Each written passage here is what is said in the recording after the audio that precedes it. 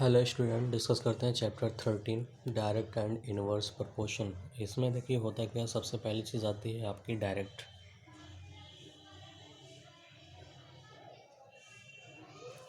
Proportion. Direct proportion में देखिए होता क्या है, सपोज़ कि कोई अगर हम लोग क्या करते हैं, शुगर सेल बाई करते हैं, शुगर खरीदते हैं। सपोज़ कि 1 किलोग्राम ऑफ शुगर का रेट जो है वो 40 रुपीज़ है। तो आप देख रहे हो कि वेट ऑफ शुगर अगर हम इंक्रीज़ करते हैं तो इसका कॉस्ट क्या हो जाएगा, इसका अमाउंट और ज़्यादा हो जाएगा। मतलब 2 किलोग्राम के अगर हम लोग शुगर खरीदते हैं तो इसका रेट हो जाएगा 80 रुपये। इस तरह से अगर एक चीज़ की क्वांटिटी हम बढ़ाते रहेंगे तो दूसरी तरफ की क्वांटिटी उसी रेशियो में इंक्रीज़ होती रहेगी। यही होता है आपका डायरेक्ट प्रोपोर्शन। तो जैसे अगर हम लोग यहाँ पर करते हैं कि 1 किलोग्राम ऑफ शुगर का जो रेट है वो सपोज़ कि 40 रुपीज़ है, तो हमें क्या करना है, 5 किलोग्राम ऑफ शुगर का रेट हमें फाइंड करना है। ये हमें नहीं पता, इसको हम लोग यक्स कर लेते हैं। इसको करते कैसे हैं, रेशियो एंड प्रोपोर्शन, रेशियो पर डायरेक्ट प्रोपोर्शन के अकॉर्डिंग। तो ये होता है 1, यहाँ पर लिखेंगे वेट और यहाँ पर हो जाएगा आपका अमाउंट। अगर हम लोग क्या करते हैं, 1 किलोग्राम शुगर लेते हैं तो ये 40 रुपीज़ में मिलती है। इसी तरह से अगर हम लोग क्या करते हैं, इसको हम लोग 5 किलोग्राम कर लेते हैं तो हमें कितना पे करना होगा ये हमें फाइंड करना है। तो देखिए क्या होता है, ये हमारा एक टेबल क्रिएट हो जाएगा, वेट अपॉन ये अमाउंट इक्वल टू प्रोपोर्शन। का मतलब होता है, प्रोपोर्शन जो होता है वो इसका 4 टाइम का ये एक पॉइंट होता है, इसका मतलब होता है इक्वल का साइन। तो ये रेशियो के अकॉर्डिंग शो किया जाता है 1/40 प्रोपोर्शन टू 5/x। इसका मतलब हो गया 1/40 इक्वल टू 5/x। अब क्या करेंगे, क्रॉस मल्टीप्लाई करेंगे जैसा कि आप सॉल्यूशन करते चले आए हो। तो हो जाएगा x इक्वल टू 5×4 = 20, मतलब 200 रुपीज़, यानी कि ये कि 5 किलोग्राम शुगर का रेट जो हो जाएगा आपका 200 रुपीज़ हो जाएगा। ठीक है, इसी तरह हमें इसके बाद अगर हम लोग कोई काम करते हैं, काम करवाते हैं, सपोज़ कि किसी काम को कोई भी लेबर किसी काम को एक दिन मतलब 5 लेबर अगर हम लोग लेते हैं और किसी काम को करवाने के लिए वो 10 दिन में काम को पूरा करता है 10 डेज़ में। तो इस तरह से लेबर अगर हमने 5 लिया वो 10 डेज़ में काम को कंप्लीट करता है। सपोज़ कि लेबर अगर हम लोग इंक्रीज़ कर दें, 8 लेबर कर दें, तो क्या होगा, काम उतना ही है लेकिन दिन क्या होगा, वो कम हो जाएगा। ठीक है, इसको हम जब हम फाइंड करेंगे, एक चीज़ 5 लेबर 10 डेज़ में कंप्लीट करते हैं। सपोज़ कि अगर उसी तरह से हम लेबर को इंक्रीज़ कर देते हैं तो हमारा वर्किंग डेज़ कम हो जाता है।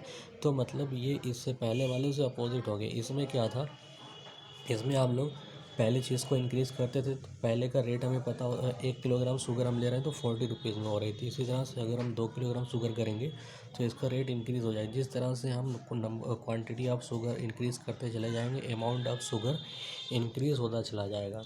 लेकिन दूसरे में ऐसा नहीं, इसमें ऐसा इसलिए नहीं क्योंकि ये आपका जो होता है ये डायरेक्ट में नहीं, ये इन्वर्स प्रोपोर्शन में हो जाएगा। ठीक है, तो इसकी हम लोग बात इस एक्सरसाइज के बाद करेंगे। तो पहली एक्सरसाइज में 13.1 में हम लोग क्या करते हैं, हमारी एक्सरसाइज होगी चैप्टर 13 एक्सरसाइज 13.1। इसमें हम लोग क्या करते हैं कि पहले से एक्सरसाइज का कुछ क्वेश्चन यहाँ पर सॉल्व करते हैं। हमें ये देखना है, देखो क्वेश्चन नंबर 1 13.1 का क्वेश्चन नंबर 1 याद दिया हुआ है, फॉलोइंग और the car parking charges near a railway station up to. Railway station के पास कार पार्किंग के कुछ चार्जेस लगे हुए हैं, यहाँ पर दिया हुआ है 4 आवर्स के 60 रुपीज़, यानी कि कार आप खड़ी करते हो पार्किंग में 4 घंटे खड़ी करोगे तो आपको 60 रुपये पे करना होगा। इसी तरह से आवर अगर आप 8 आवर्स करते हो तो जाहिर सी बात है 4 2 8 हो रहा है ना, तो ये क्या होना चाहिए, ये 120 होना चाहिए, जबकि 100 दिया हुआ है। इसी तरह से 12 आवर मतलब 4 3 12, 3 टाइम्स मल्टीप्लाई किया गया है तो 6 3 18, 180 होना चाहिए, जबकि 140 दिया हुआ है। इस तरह से 24 आवर्स का 180 रुपीज़ दिया हुआ है। तो आप पूछ क्या रहा है, check if the parking charges are in direct proportion to the parking time. हमें ये बताना है कि क्या ये जो पार्किंग टाइम का जो चार्जेस है वो क्या डायरेक्ट प्रोपोर्शन में है। अगर डायरेक्ट प्रपोर्शन में होगा तो हमें ये देखना होगा कि जिस तरह से पहले वाले के अमाउंट बन रहा है उसी हिसाब से पहले वाले का आवर जिस तरह से इंक्रीज़ किया जा रहा है उसी तरह से अमाउंट भी इसका इंक्रीज़ होना चाहिए। यानी कि 4 2 8 हो रहा है तो 6 2 12 यानी कि ये होना चाहिए 120, जबकि 100 दिया हुआ है, ये तो नहीं शो कर रहा है। इसी तरह से अगर हम इसका देखते हैं तो 4 3 12 हो रहा है, जबकि ये 6 3 180 होना चाहिए, 63 180 होना चाहिए। इसी तरह से ये वाला आप देख रहे हो फोर्थ में कितने से मल्टीप्लाई किया है, 24 आ गया है। 4 6 24 यानी कि 60 का जब भी हम 6 में मल्टीप्लाई करेंगे 6 6 36 360 ये आपका होना चाहिए, जबकि ये हमारा क्या है डायरेक्ट प्रपोर्शन में नहीं आ रहा है। ठीक है ना, तो इसलिए हम कह सकते हैं यहाँ पर द गिवन चार्जेस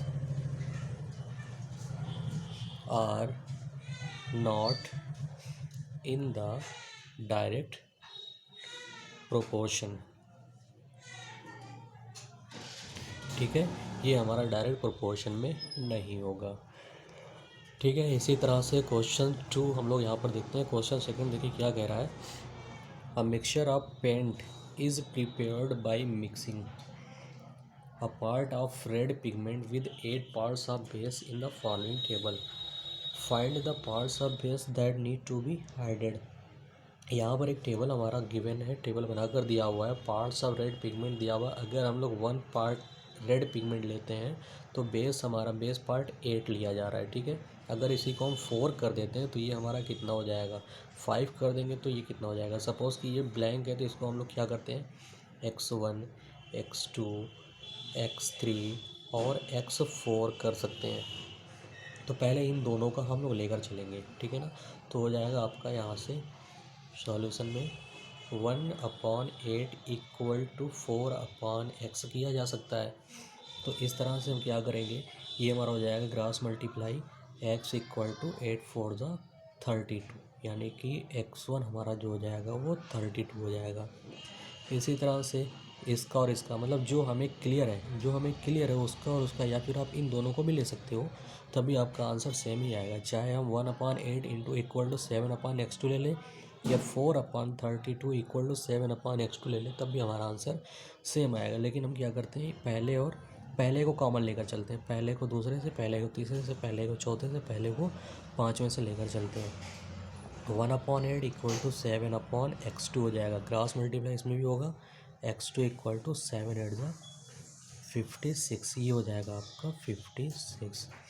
इसी तरह से इसका हम लोग कर सकते हैं 1/8 इक्वल टू 12/x3, ये हो जाएगा x3 इक्वल टू 12 8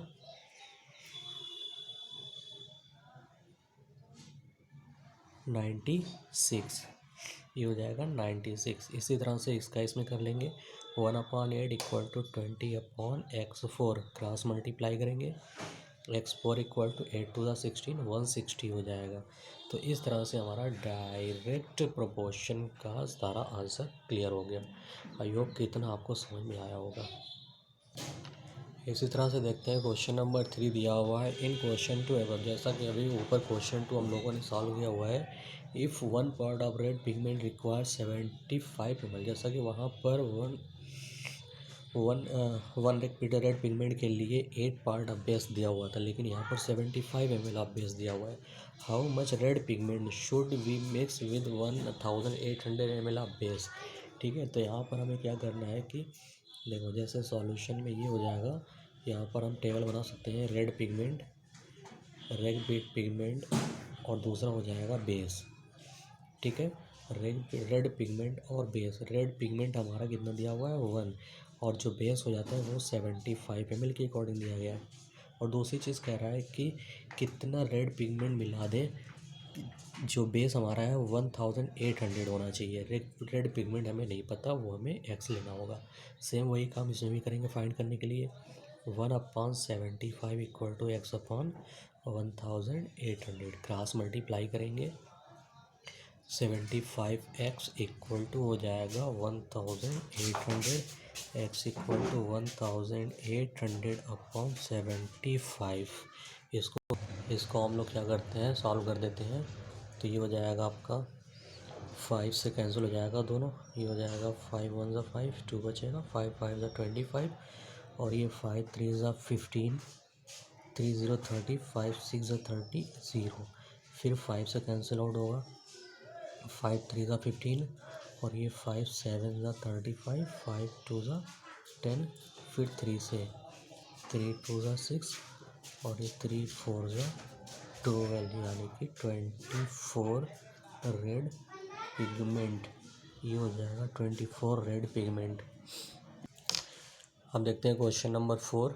जैसा कि a machine in a soft drink factory fills 840 bottles in 6 hours. मतलब ये ऐसी चीज़ हुई है कि एक सॉफ्ट ड्रिंक की जो मशीन फैक्ट्री, सॉफ्ट ड्रिंक की फैक्ट्री है, उसमें जो मशीन लगी हुई है उससे 6 आवर्स में, यानी कि 6 घंटे में 840 बॉटल्स फिल की जा रही है। तो पूछ रहा है कि how many bottles will it fill in 5 hours. 5 घंटे में कितनी फिल की जाएगी। तो जाहिर सी बात 6 घंटे में 840 थी, तो 5 घंटे में इससे कम ही होनी चाहिए, ठीक है ना। तो इसका सॉल्यूशन जो हो जाएगा, यहाँ पर हम लोग क्या कर सकते हैं, नंबर ऑफ़ आवर्स, ये आवर्स हो जाएगा और नीचे दिखा सकते हैं बॉटल्स, ठीक है, आवर्स और बॉटल्स। ये आप टेबल बना लो, इससे आसानी हो जाएगी सॉल्यूशन में। तो ये हो जाएगा 6 आवर्स में 840 बॉटल्स फिल की जा रही है, तो 5 आवर्स में कितनी होगी, एक्स हो जाएगी। इसको भी सॉल्व कर लेंगे बिल्कुल उसी मेथड से, डायरेक्ट प्रोपोर्शन से। 6/840 equal to 5/x, cross multiply करेंगे। 6x equal to 5 into 840, x equal to 5 into 840 into 6, cancel कर लेंगे 6 से। 6 1 ज़ा 6, 2 4 24, 6 4 ज़ा 24, ठीक है, 0। तो ये हो जाएगा आपका 140 का 5 में मल्टीप्लाई, 14 4 ज़ा 70, यानी कि 700 बॉटल्स हो जाएंगी। यानी कि एक कंपनी की जो फैक्ट्री मशीन है वो 6 आवर में 840 बॉटल्स फिल करती है, तो 5 आवर्स में हो जाएगी 700 बॉटल्स, ठीक है। ये आपका आंसर हो गया। इसी तरह से फिर बिल्कुल इसका 5वां क्वेश्चन सॉल्व करते हैं। 5th क्वेश्चन में ऐसा कहा हुआ है कि a photograph of bacteria enlarged 50,000 times attain in length of 5 centimetre as shown in the diagram. Book में डायग्राम दिया हुआ है, जैसा कि हमने नहीं बनाया हुआ है। मतलब 5 सेंटीमीटर की लेंथ से देखने पर उसमें जो है 50,000 टाइम्स बैक्टीरिया शो कर रही है, ठीक है। What is the actual length of the bacteria. Bacteria की एक्चुअल लेंथ आपको फाइंड करनी है। कब फाइंड करनी है, if the photograph is in large 20,000 times only, what would be the in large.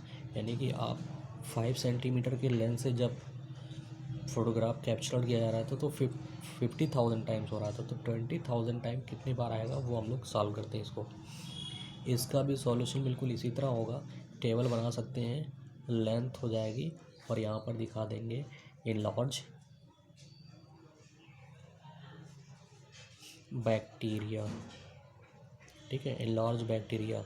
ये हो जाएगा आपका, इसमें 5 सेंटीमीटर जब था तो ये 50,000 पर शो कर रहा था, लेकिन अब क्या है, वो कितनी लेंथ होगी जो हमें नहीं पता, जबकि कितना शो करना चाहिए, 20,000 टाइम। इसको भी बिल्कुल उसी तरह सॉल्व करेंगे। 5/50,000 इक्वल टू x/20,000, ठीक है, क्रॉस मल्टीप्लाई कर लेंगे तो ये हो जाएगा इसमें